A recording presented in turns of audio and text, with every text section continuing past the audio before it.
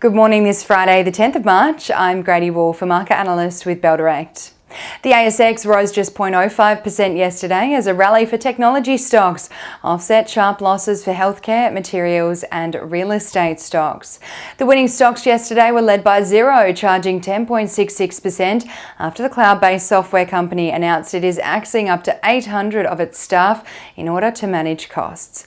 New Hope Corporation and Whitehaven Coal each added over 5.5% yesterday amid a rise in the price of the commodity.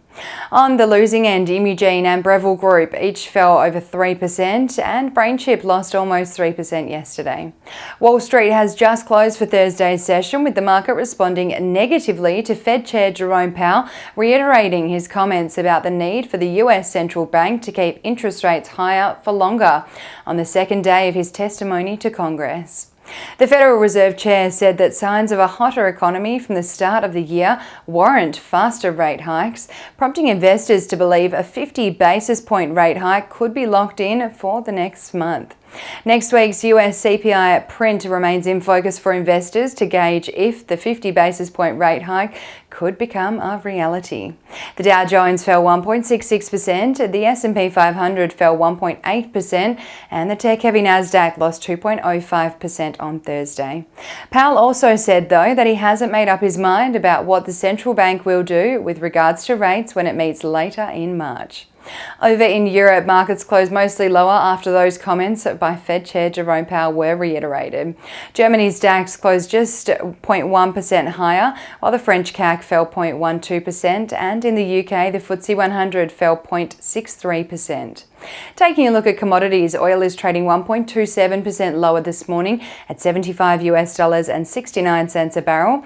Gold is up 0.88% to $1,829.5 an ounce, and iron ore is down again by 0.4% at $128.50 a tonne.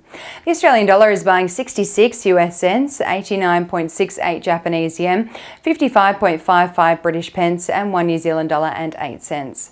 Ahead of the local trading session here in Australia, the SPI futures are anticipating the ASX to open 1.11% lower on the back of that sell-off on Wall Street overnight. Stocks trading ex-dividend today include Downer EDI, WiseTech Global, Base Resources and Grange Resources. If you've been thinking about these stocks, it might be worth considering buying in today, as stocks trading ex-dividend generally trade lower on the ex-dividend date.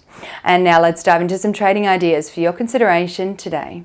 Trading Central has identified a bullish signal on Novonix following the formation of a pattern over a period of 20 days, which is roughly the same amount of time the share price may rise from the close of $1.60 to the range of $1.74 to $1.78, according to standard principles of technical analysis.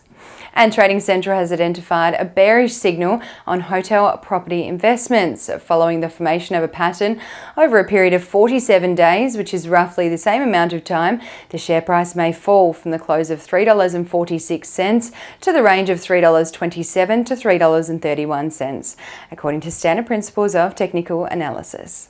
And that's all we have time for this morning. Happy Friday and happy investing.